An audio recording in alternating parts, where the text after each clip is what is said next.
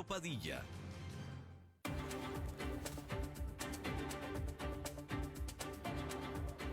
Inicia a las 5 con Alberto Padilla.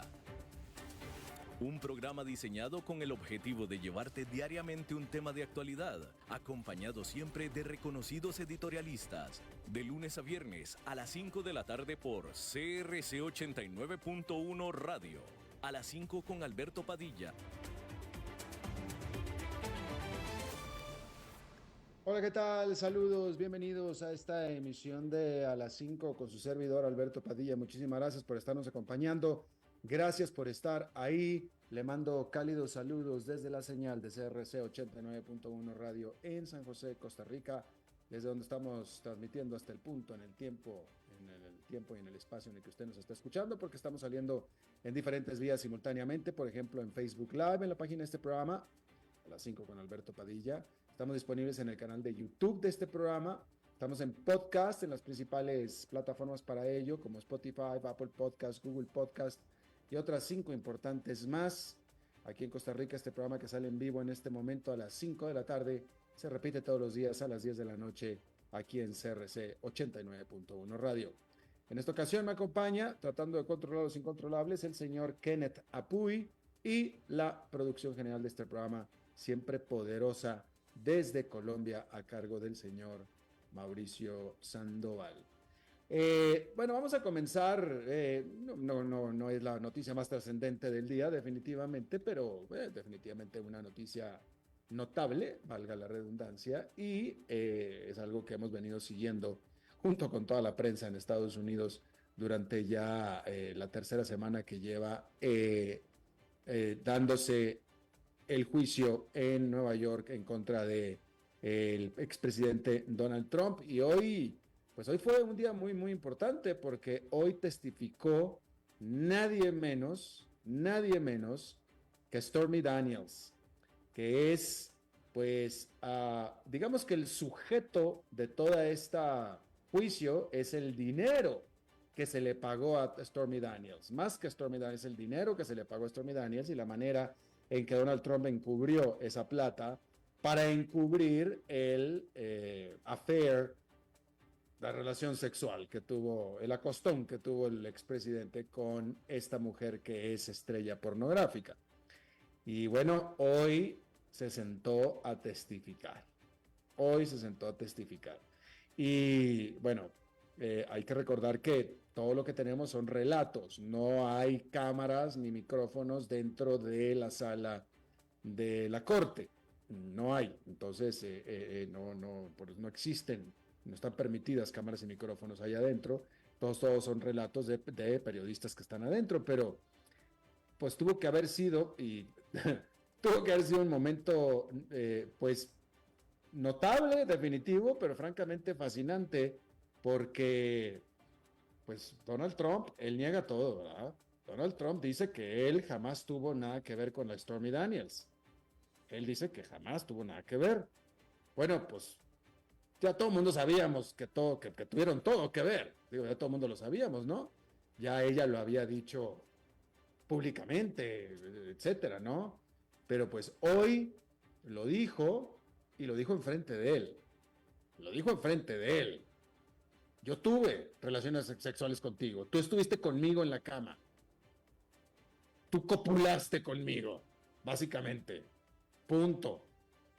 Y el otro, pues, para verle la cara, ¿no? ¿Qué cara habrá puesto? ¿Por qué lo niega? Él lo sigue negando. Él dice, por supuesto, que él es una víctima, que todos se lo inventaron, todo el planeta es un malévolo en contra de la pobre palomita de Donald Trump, pobrecito. Él es el héroe caído, ¿no? Que todo el mundo anda contra él y que todas son absolutas pamplinas y que todos se lo inventaron. Y entonces Stormy Daniels, actriz pornográfica, diciendo ahí enfrente de él, yo estuve en la cama con él. Y bueno, seguramente, con toda seguridad, ¿verdad? Saliendo de esa sesión, Donald Trump, saliendo de ahí, porque él ya puede dar declaraciones allá afuera y siempre las da cuando lo está esperando a la prensa allá afuera en la banqueta, seguramente después de que Stormy Daniels le dijo a la jurado Y a Donald Trump, ahí frente a frente, cara a cara, yo estuve con él en la cama. Seguramente él salió de ahí y volvió a decir lo mismo que ha dicho siempre. Son mentiras, yo nunca estuve con ella en la cama. Y bueno, eh, cada quien con, cada quien con su discurso, pero la verdad es una, solamente es una, ¿no? Y de nuevo, pues por eso le pagaron $130,000 a Stormy Daniels, para que no dijera nada. Y hasta eso lo hace bien Donald Trump relativamente, porque no se los dio él directamente, se los dio el abogado. Se los dio el abogado. Él no se los dio. ¿Sí? De hecho, la dificultad está en hacer la liga o el enlace Stormy Daniels, abogado de Donald Trump, Donald Trump. Porque claro, Donald Trump le daba dinero al abogado, pero pues por supuesto es lo que uno le hace al abogado, darle dinero, ¿no? Eh, pero ¿para qué el abogado le dio el dinero a la Stormy Daniels? Bueno, pues tanto el abogado como Stormy Daniels dicen pues, porque tuvo una relación sexual con Donald Trump y había que pagarle para que no dijera nada. Y ahí es donde se da todo el asunto. Y de nuevo, recuerde, ese pago, ese dinero, no es ilegal en sí. El comprar el silencio no fue ilegal. Es como Donald Trump reportó ese dinero contablemente. ¿Sí? Ya lo hemos hablado. En el momento en el que él paga una cantidad de dinero para callar una historia, para que no le afecte en su campaña presidencial o en su campaña política, en ese momento es un gasto electoral. Es un gasto electoral. Entonces se tiene que registrar como gasto electoral de acuerdo a las reglas. Él no lo registró como gasto electoral, él lo registró como gasto legal. Y ahí es donde está la trampa, justamente. Y resulta que en Nueva York eso es un crimen. Pero mientras tanto los detalles pues son bastante picosos, ¿no? Y picantes. Ahora, en teoría, Stormy Daniels cumplió con el acuerdo. Ella no fue, o sea, ¿cómo es que nosotros supimos que este acuerdo existe y que se le pagaron $130,000 a Stormy Daniels? Bueno, en realidad nadie sabe. Pero todo empezó porque el diario Wall Street Journal, contactó a Stormy Daniels para pedirle detalles de este informe que iban a sacar ellos al día siguiente. Entonces, o sea, le dijeron, oye Stormy, vamos a sacar este informe con respecto a esta información que tenemos de ti, queremos que nos la corrobores. Y ella no lo corroboró. Ella no, pues yo no sé, ¿no? Pero el Wall Street Journal de todos modos lo publicó. La pregunta es, ¿quién le dijo al Wall Street Journal? ¿Quién le dijo al Wall Street Journal? Y eso es lo que no sabemos. Stormy Daniels dice que no. Para eso le pagaron, para decir que no. Ella hoy testificó, Stormy Daniels, que a partir de que salió esa publicación en el Wall Street Journal, su vida se trastocó, su vida se volcó, obviamente para mal. Y ya desde entonces tenía gente y fotógrafos y prensa en la puerta de entrada de su casa desde entonces, ¿no? Pero bueno, ahí lo tiene usted. Hay que decir que ella, pues bueno, de nuevo, contó los detalles de la noche que pasaron juntos. Se conocieron en un torneo de golf de celebridades en el 2006 en Las Vegas. Ella afirmó que Donald Trump siguió contactándola después y que incluso le habló de la posibilidad de tener un segmento en su show de televisión El Aprendiz, cosa que nunca sucedió. Y bueno, en el 2016 le vendió su silencio al abogado Michael Cohen, quien fuera abogado de Donald Trump, quien por cierto que también testificó ya en contra de Donald Trump. Y bueno, pues ahí lo tiene usted. Hay que decir que la compañía matriz de TikTok, ByteDance, de China, ByteDance es de China, entabló una demanda en contra del gobierno de los Estados Unidos sobre esta ley que le ordena a la aplicación y le da 12 meses para ser vendida a un comprador no chino o bien ser prohibida de operar en los Estados Unidos. El mes pasado el presidente Joe Biden firmó esta medida, la cual tiene el objetivo de reducir, eliminar, controlar a lo que les llaman las aplicaciones controladas por adversarios foráneos. TikTok alega que esta prohibición viola los derechos de libre expresión de todos los 170 millones de sus usuarios en los Estados Unidos. Así es que, ahí está, el gobierno de Estados Unidos demandó, ByteDance, matriz de TikTok, está contrademandando. Por cierto que Estados Unidos revocó algunas licencias de exportación para permitir a productores de microprocesadores venderle sus productos a Huawei, a la China Huawei. En el 2019, Estados Unidos comenzó a requerir a las compañías que tramitaran licencias especiales y que se les dieran estas licencias especiales antes de poder vender cualquier tecnología a Huawei. La administración de Joe Biden, después de eso, expandió los controles de exportación. Sin embargo, en abril, Huawei, la cual supuestamente tendría que no tener chips de última generación, porque Estados Unidos supuestamente los tenía y quien no los tuviera de todos modos no podía dárselos a Huawei bajo pena de sanción de Estados Unidos. Bueno, pues y todo el mundo operaba y vivía bajo el pensamiento y la conclusión y la convicción de que Huawei, pobrecita, no tenía acceso a los microprocesadores que digamos Apple sí. Y bueno, en abril Huawei, muy quitada de la pena, presentó su laptop empoderada con un chip de inteligencia artificial producida nadie menos que por Intel, lo que llevó a congresistas republicanos a advertirle a esta empresa estadounidense Intel que estaba en la lista negra. Y bueno, pues ahí tiene usted. Pero ahora ya revocó Estados Unidos algunas licencias de exportaciones, lo que les permite ahora sí a algunos productores de semiconductores a vendérselos a Huawei. Por cierto, hablando de eso, déjeme le digo que acá lo busco de este lado, pero Apple presentó sus números.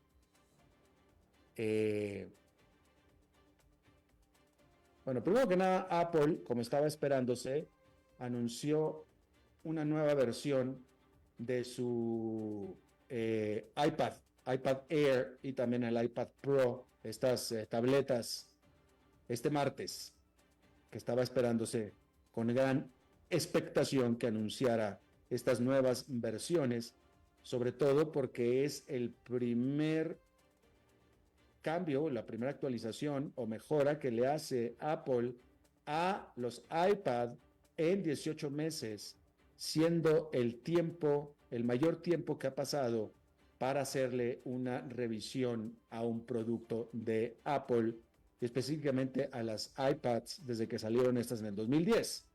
¿Sí? Y bueno, el presidente de Apple, Tim Cook, dijo que este es el día más grande para los iPads desde que salieron al mercado, como decíamos, en el 2010. ¿Sí? Ahora, hay que decir que con esta presentación, Apple está esperando el mejorar y el fortalecer su negocio de aparatos electrónicos, porque 3/4 de sus ingresos vienen de vender precisamente iPads, iPhones, Macs y cualquier cosa que se pueda poner un individuo en el cuerpo, los relojes, los visores, etcétera, ¿no? Y el problema con esto es que las ventas de estos productos para Apple están cayendo. Hay que decir que cayeron 1/10 durante los primeros 3 meses de este año comparado con el mismo periodo del año pasado.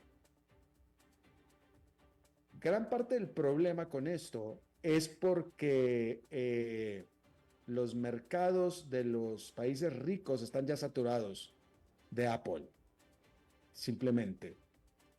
Mientras tanto, en los otros mercados que no están saturados por Apple, que son los mercados emergentes, que es donde está más potencial de crecimiento, ahí Apple está enfrentándose con una competencia formidable por parte de campeones nacionales, en el caso de China y en el caso de la India.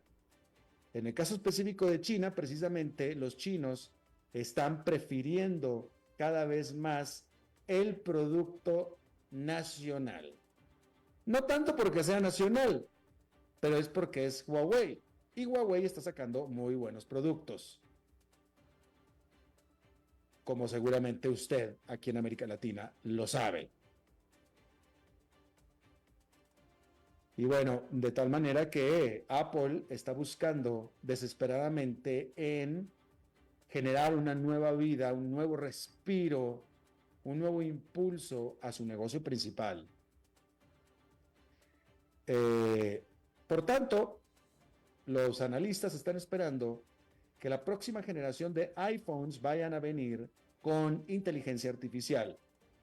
¿Por qué? Bueno, primero que nada, porque pues ya sí tiene que ser, pero aparte ya los grandes competidores de Apple lo están haciendo. Por ejemplo, Samsung de Corea del Sur ya anunció sus nuevos modelos empoderados con inteligencia artificial.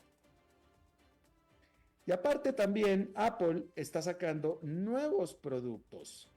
En febrero, y se lo informamos aquí, liberó los famosos Vision Pro, que son sus visores, caretas, casco con visores de realidad aumentada, en lo que fue y es todavía una gran apuesta sobre cómo los consumidores van a utilizar la tecnología en el futuro. Está tratando o estuvo tratando Microsoft de ser puntera en esto. Y bueno, pues ahí lo tiene usted. Hay que mencionarle que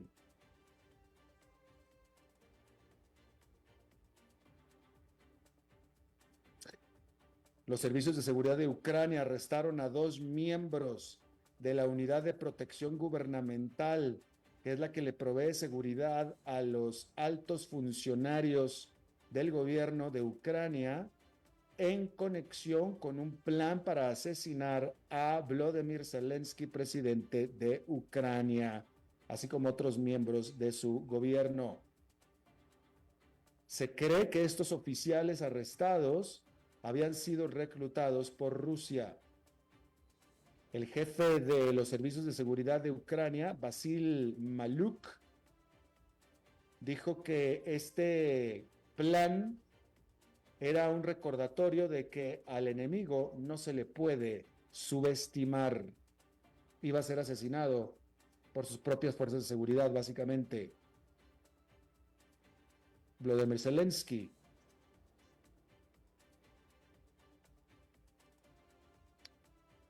Israel dijo que sus fuerzas armadas tomaron el control del cruce fronterizo en Rafah, cruce fronterizo entre Gaza y Egipto, y se cree que esta operación pudiera ser el inicio de la ofensiva terrestre en esta ciudad de Rafah, en donde alrededor de 1 millón de palestinos desplazados están refugiándose. ¿Se acuerda usted? Cuando inició Israel la ofensiva contra Gaza, inició en el norte, en la parte norte, en Gaza. Es una franja, inició en el norte. Cuando estaba iniciando esta ofensiva, les había pedido a todos los habitantes de Gaza que se fueran hacia el sur, hacia Rafah, cosa que lo hicieron, 1 millón de ellos. Bueno, Israel destrozó todo Gaza, acabó todo Gaza, y ahora va por la otra parte que le falta, que es la parte sur. Y ahora a esos desplazados que los había llevado desde el norte al sur, ahora les está diciendo, muévanse otra vez. Porque ahora voy sobre lo que me falta, que es Rafah o Rafah. Por tanto, entonces, durante los días anteriores, Israel le había ordenado a más de 100,000 palestinos civiles a que salieran de Rafah o Rafah y se trasladaran a lo que denominó Israel una zona humanitaria cerca de la costa de Gaza. Mientras tanto, las negociaciones para un cese al fuego se retomaron después de que el primer ministro de Israel, Benjamin Netanyahu, dijo que un acuerdo que jamás había aceptado con Qatar y con Egipto estaba muy lejos de cumplir con las demandas mínimas, básicas de Israel.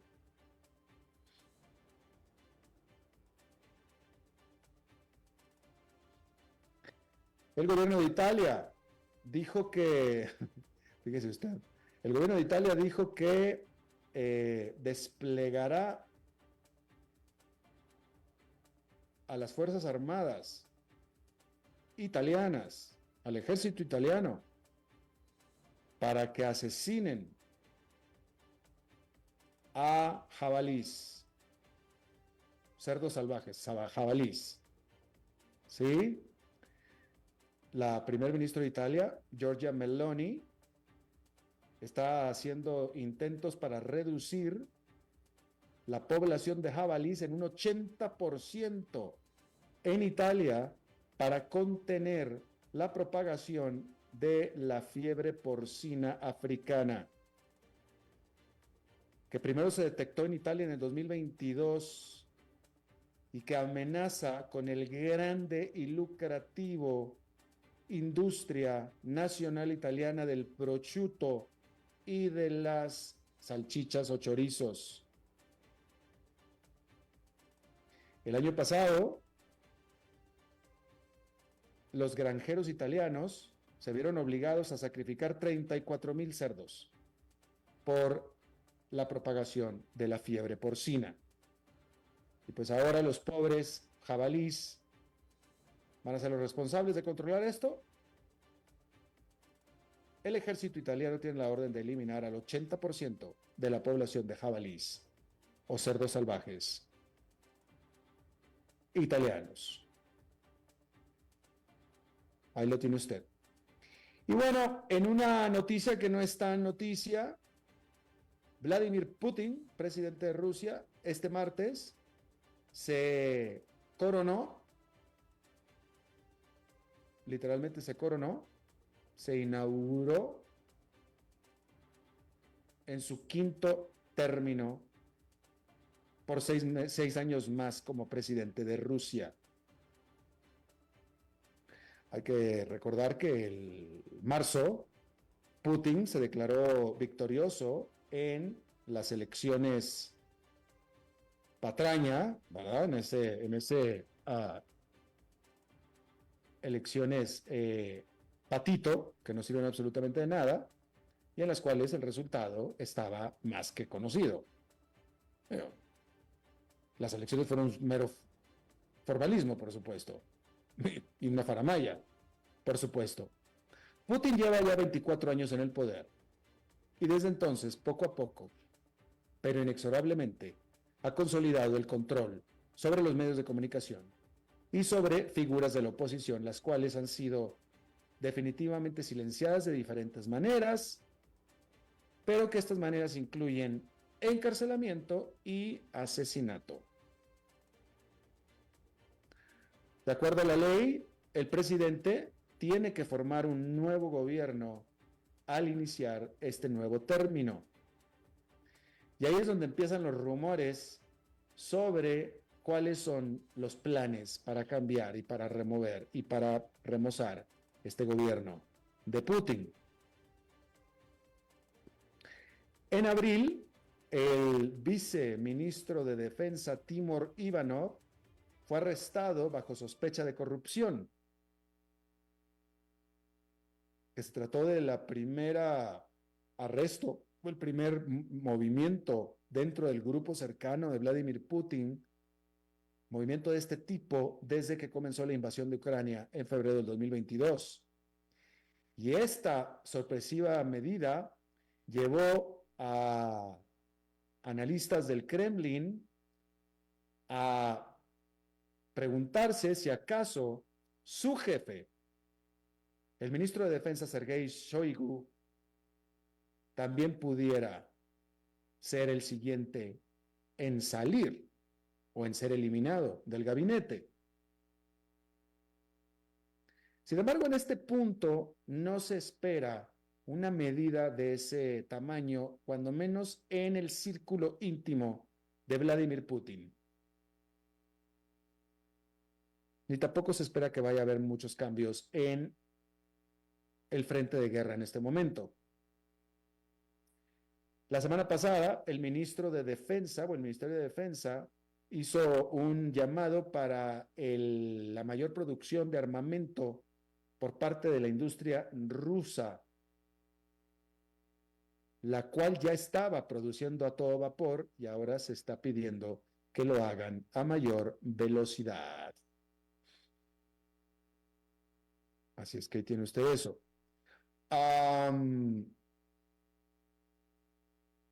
Déjeme informarle para usted que sigue, bueno, pues este tipo de noticias. Había gran expectación este martes, no este lunes en la noche había gran expectación con el lanzamiento del cohete tripulado de la Boeing encargado por la NASA para llevar personal y provisiones a la base espacial internacional. Este cohete llamado Atlas V. A bordo irían Butch Williams y Sonny Williams. No, discúlpeme, Butch Wilmore y Sonny Williams. Y se esperaba que llegaran en algún momento del día del miércoles. Sin embargo, se postergó de último minuto, básicamente, se postergó el lanzamiento en Cabo Cañaveral, en la Florida, y eso fue anoche. El lanzamiento iba a ser anoche, tarde por la noche. Se postergó, encontraron una falla de último minuto y desafortunadamente no hay fecha nueva para el lanzamiento de este Atlas V. Se va a lanzar, eventualmente se va a lanzar, pero este es un asunto bastante importante para la Boeing, porque hace 10 años la NASA, que es la Agencia Espacial de los Estados Unidos, le había encargado a Boeing, porque Boeing ganó la licitación, por $4,200 millones, un contrato de $4,200 millones para desarrollar este cohete para llevar astronautas hacia y desde la Estación Espacial Internacional. Sin embargo, hubo una serie de retrasos técnicos, corrosión en válvulas, material combustible inaceptable, etcétera, etcétera, que retrasó el proyecto por años. Y en esos años de retraso, compañías privadas, otras compañías privadas mucho más chicas, mucho más dinámicas, como SpaceX, por ejemplo, recibieron un contrato similar y empezaron a operar sus cohetes mucho más rápido, tan rápido como a partir del 2020. ¿Sí? En el caso de SpaceX, sus cohetes Dragón han servido básicamente de taxis para la NASA hacia la Estación Espacial Internacional. Y también incluso han sido utilizados para misiones privadas, los de cohetes de SpaceX. Sin embargo, una vez que salga, que va a salir en los próximos días, todavía no dicen cuándo, pero va a salir, una vez que salga este cohete de la Boeing, entonces Estados Unidos tendrá al menos 2 proveedores independientes para llevar personas hacia y desde la órbita. Y esa característica nunca ha existido hasta ahora. Nunca. Que haya 2 proveedores de la NASA y probablemente próximamente venga otro más, que puedan competir entre sí para el programa espacial de los Estados Unidos, que son varios programas espaciales convertidos en uno. Y quién sabe, en algún momento también a lo mejor alguna empresa extranjera pudiera participar también.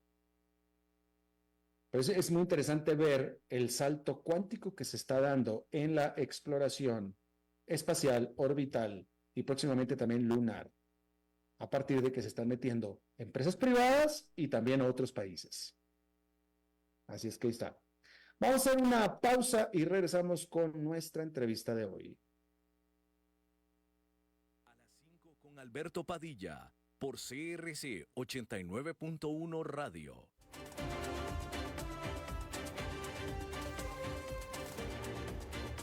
Seguimos escuchando a las 5 con Alberto Padilla.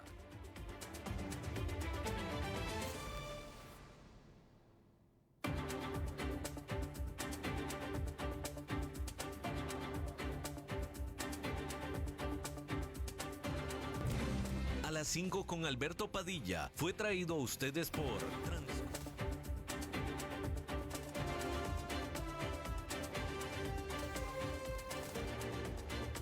Seguimos escuchando a las 5 con Alberto Padilla.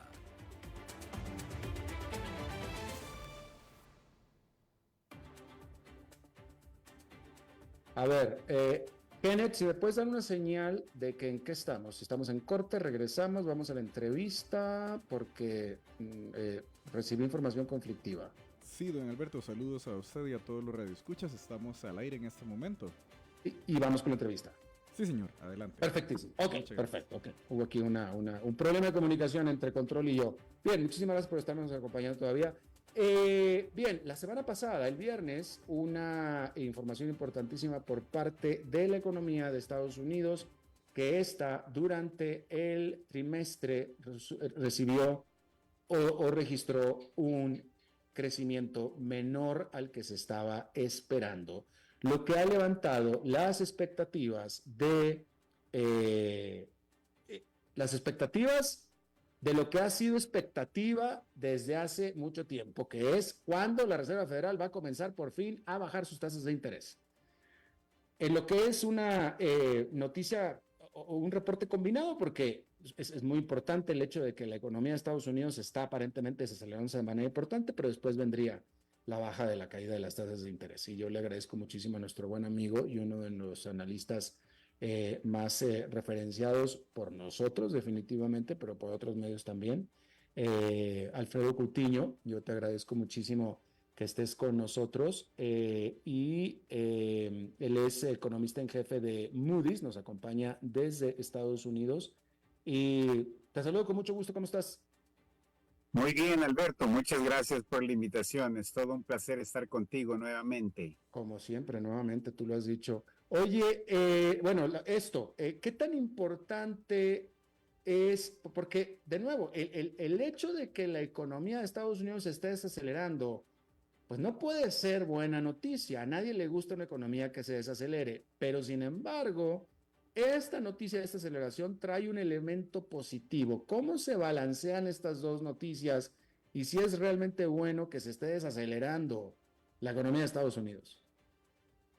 Definitivamente, ese es un muy buen punto, Alberto, cuando escuchamos el dato de el avance de la economía de los Estados Unidos al primer trimestre la semana pasada, y hoy por la mañana escuchamos que la creación de empleos disminuyó, consecuentemente la tasa de desempleo aumentó.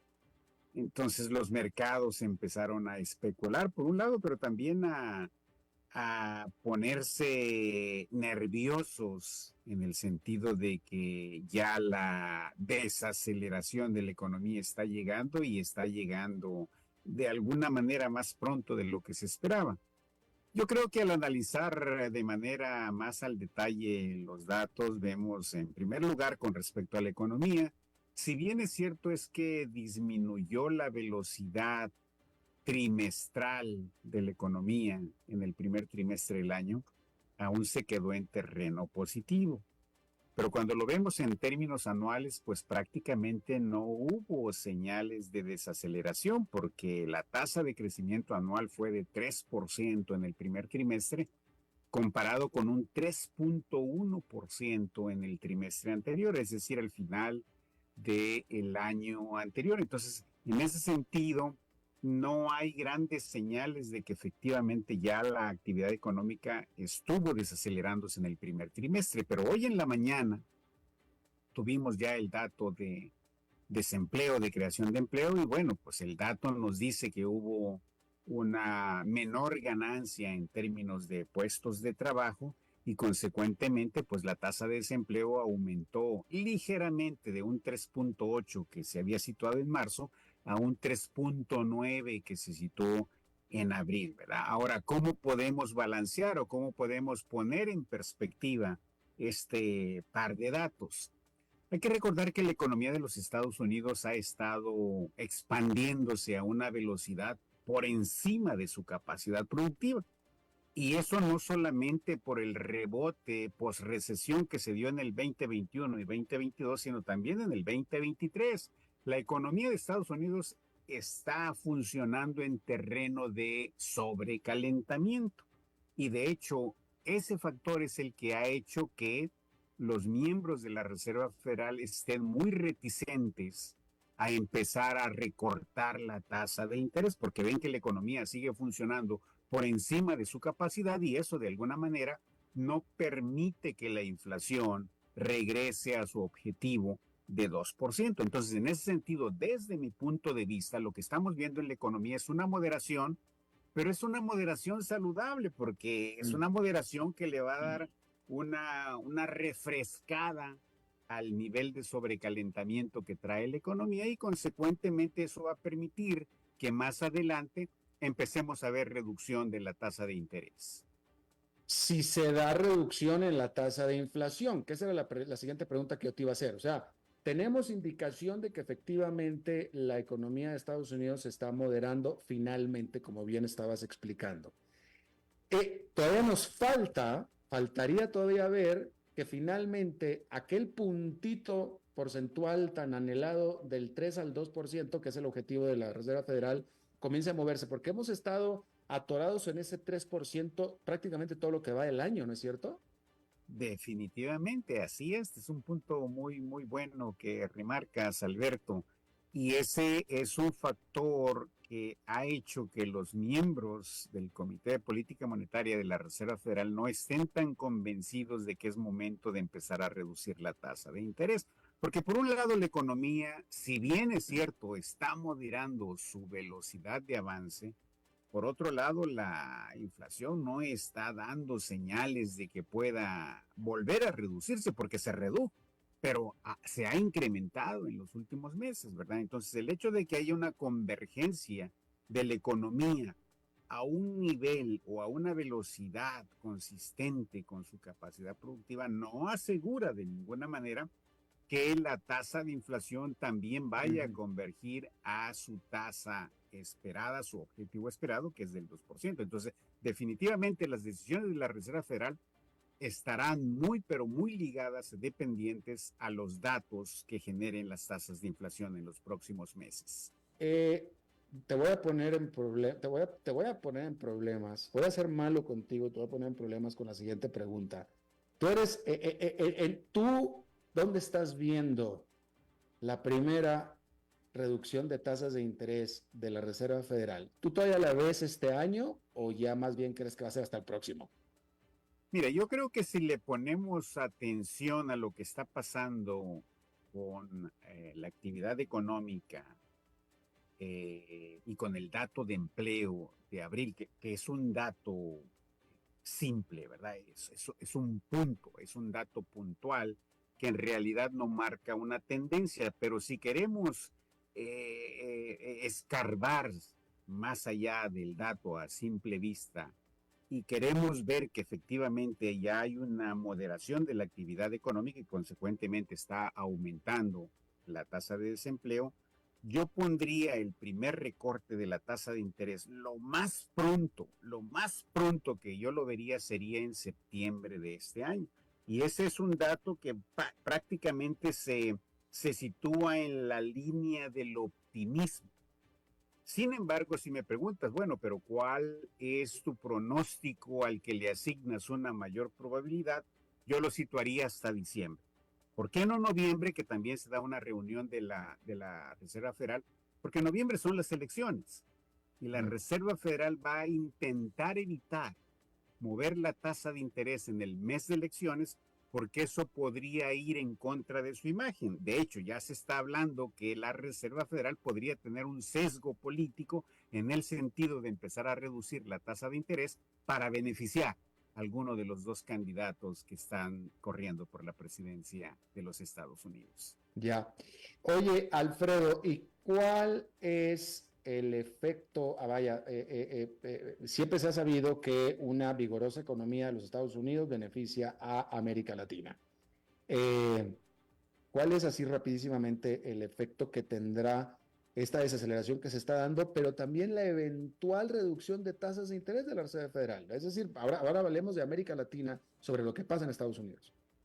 Bueno, la moderación de la actividad económica tiene dos efectos. En primer lugar está el hecho de que eso implica una menor demanda por productos que se generan en América Latina y que se convierten en exportaciones para el resto del mundo. Un mercado muy importante para América Latina es los Estados Unidos. En ese sentido, esa moderación implica menor demanda por exportaciones latinoamericanas, sobre todo para México y América Central. Sin embargo, la reducción inflacionaria también implica un efecto positivo para las economías de América Latina porque eso reduce el nivel de precios internacional y eso se transmite a los precios internos a través del precio de los productos importados. Ahora, la reducción de tasas en los Estados Unidos le da margen de maniobra a los bancos centrales latinoamericanos para también reducir la tasa de interés al mismo ritmo sin que eso genere presiones sobre sus monedas, es decir, una reducción de la tasa de interés en los Estados Unidos, equiparable a una reducción en la tasa de interés en los países latinoamericanos, deja el diferencial de tasas en el mismo nivel y eso no le quita atractivo al mercado de bonos latinoamericanos, consecuentemente no habría presiones en las monedas latinoamericanas.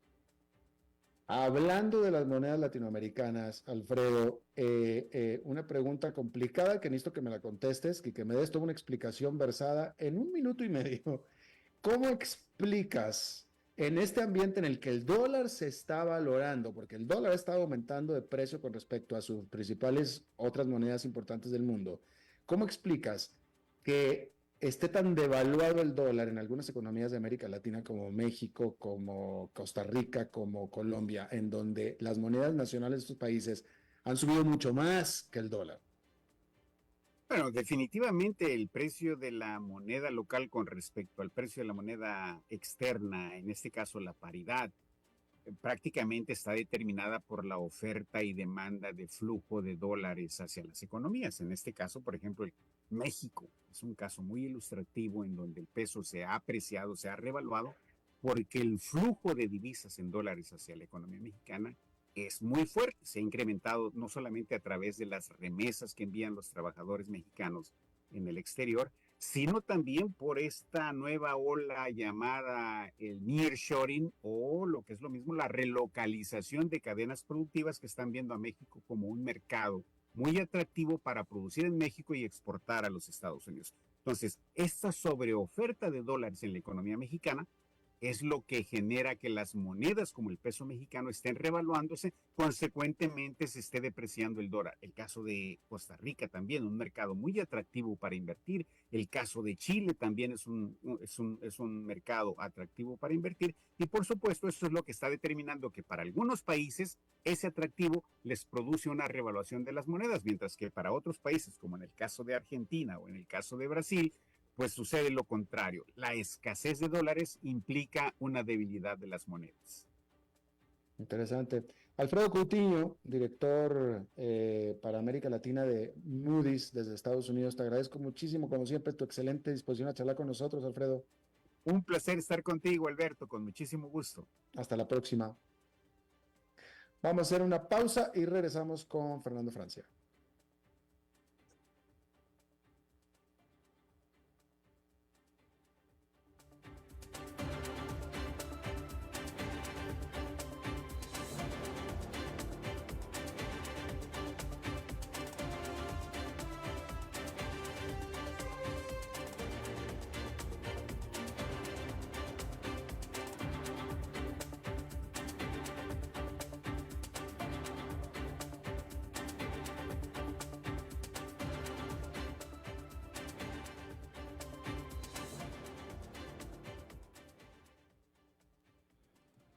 Don Alberto, ya tenemos a don Fernando, podemos continuar con él. Muchísimas gracias, saludos.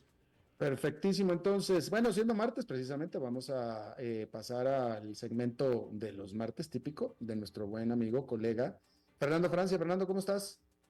Muy bien, ¿cómo estás vos, Alberto? Qué gusto saludarte a vos y a toda la Igualmente. audiencia. Bueno, pues tenía otro tema planificado, pero este domingo hubo elecciones presidenciales en Panamá, donde José Raúl Mulino ha sido ganador y es pues ya el presidente electo, con el reconocimiento de todos sus contrincantes. Con más del 94% de los votos escrutados, Mulino ganó con el 34% de los votos válidos. Y claro, le ganó al principal contendiente, que era Ricardo Lombana, con 24, casi 25 puntos. También se eligieron diputados, alcaldes, concejales, representantes de todos los distintos extractos del poder y de la administración panameña. Más de 3 millones fueron convocados a las urnas, el padrón electoral, para elegir entre 885 candidatos a un presidente, un vicepresidente, 71 diputados de la Asamblea Nacional y 20 al Parlamento Centroamericano, 81 alcaldes, 701 representantes de corregimiento y 11 concejales, todos con sus debidos suplentes, por supuesto, pues para el periodo 2024-2029. José Raúl Mulino es el líder de Alianza Salvar Panamá y no es nuevo en la política panameña, por supuesto. Es abogado, tiene 64 años y se suma al porcentaje mayor de presidentes en el mundo, que está alrededor de esa década de los 60 años. Y ha tenido una larga carrera, ha sido ministro de Seguridad, ministro de Gobierno y Justicia, especialmente durante la época, el mandato de Ricardo Martinelli, ¿no? Su relación con Martinelli ha sido un punto esencial en la campaña, especialmente, obviamente, después de haber asumido la candidatura en reemplazo del propio expresidente, quien fue inhabilitado por condenas de corrupción y blanqueo de capitales. Es decir, Mulino es era el delfín del inhabilitado exmandatario Martinelli, como se dice habitualmente en política. Durante la presidencia de Ricardo Martinelli, se llevó a cabo un ambicioso plan de desarrollo económico en ese país, y seguramente los votantes pues actuaron recordando ese momento, o por lo menos la información que tenían de ese momento, pues estuvo centrado en fortalecer al país como un puerto logístico y atraer inversión extranjera significativa. Según informaciones, planificó invertir más de 20 millones de dólares en infraestructura, incluyendo caminos, hospitales, escuelas y el metro de Panamá, la obra más importante quizás del 2014. Esa inversión pues ayudó a incrementar toda la inversión extranjera directa en 300%. Y por supuesto que eso sumó a las condiciones económicas del país y a lo que ahora parece Mulino estar cosechando. Pero claro, también bajo el gobierno de Martinelli se firmó el Tratado de Libre Comercio con Estados Unidos y se facilitaron residencias temporales a extranjeros mediante el programa Crisol de Razas. Pero el punto quizás negativo es que en su administración estuvo marcada por controversias, incluyendo escándalos de espionaje, acusaciones de corrupción vinculadas a contratos gubernamentales, y eso sombreó el legado de Martinelli. Pero a pesar de esos puntos negativos, Muleni cosechó esos, eh, esos sentimientos positivos que tenía la población al expresidente. Y además de Mulino estaba Lombana, su principal competidor, y también Martín Torrijos, el expresidente panameño, con 16%, Rómulo Rux con 11%, y ellos pues también proponían políticas de manejo del Canal de Panamá, uno de los temas centrales en la política panameña. El resultado de estas elecciones envía señales mixtas, controversiales, quizás como está pasando en toda América Latina. Por un lado, el ascenso de Mulino podría verse como un deseo del retorno a esos momentos de crecimiento económico del país o a esas políticas conocidas. Pero, bueno, a pesar de las sombras de corrupción. Y por otro lado, una crítica al sistema político en general y a la diversidad de votos y a la fuerte presencia de candidatos alternativos que reflejan ese crecimiento, ese creciente descontento con las clases políticas tradicionales que hay en toda América Latina y que empiezan a emerger. En este caso no emerge un desconocido, pero sí muchos candidatos diluyeron a la oposición y eso le dio la ventaja inicial de 10 puntos del ganador con el segundo lugar. Así que las elecciones en Panamá, Alberto, que las habrás seguido, pues generaron mucha información y nos mantienen en ese tono de las elecciones latinoamericanas, ¿no? Claro, es fascinante, y lo mencionaste tú, fascinante qué fue lo que sucedió en estas elecciones, en el sentido que el ganador no era candidato, él no estaba aspirando a la presidencia, quedó como sustituto del candidato que era Ricardo Martinelli, pero lo que me lleva a reflexionar sobre la popularidad de Ricardo Martinelli, porque y cómo los latinoamericanos apoyan y popularizan a tal o cual candidato sobre cualquier otro, porque Ricardo Martinelli claramente, bueno, primero que nada, claramente es un tipo muy agradable, porque es un tipo muy agradable, él es muy panameño, Sí. muy caribeño, muy tropical, pero también claramente cometió actos de corrupción. No nada más es que sea perseguido político en Panamá, él tiene acusaciones en España y tiene acusaciones en Estados Unidos. O sea, claramente el tipo no es limpio. Y aún así es tremendamente popular y los panameños lo querían de presidente y el que quedó de presidente era porque lo apoyaba Ricardo Martinelli y fue el que dejó de sustituto. Y de hecho tenía en sus signos de campaña R y M, ¿no? Resolviendo metas o algo, Sí, o algo así. Ricardo Martinelli. Él aludía a Ricardo Martinelli. Y bueno, y es lo que pasa con la comunicación política, ¿no? De que cuando logras conectar con la ciudadanía, y no es una fórmula matemática que uno pueda decir 1 más 1, aquí sumo esto, sumo lo otro.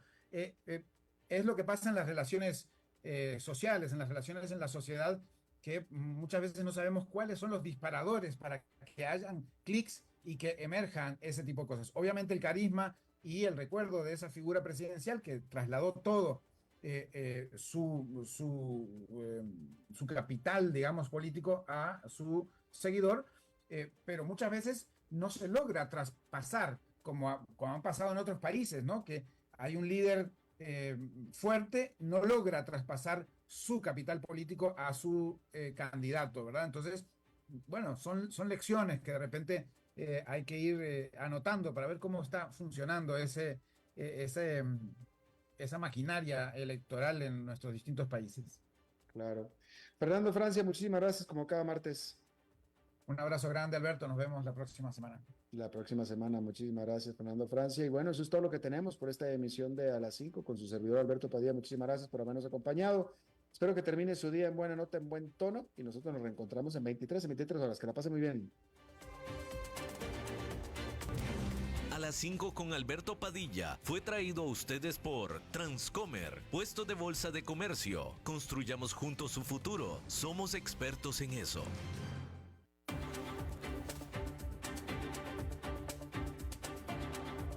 Concluye A las 5 con Alberto Padilla. Un programa diseñado con el objetivo de llevarte diariamente un tema de actualidad, acompañado siempre de reconocidos editorialistas, de lunes a viernes a las 5 de la tarde por CRC 89.1 Radio. A las 5 con Alberto Padilla.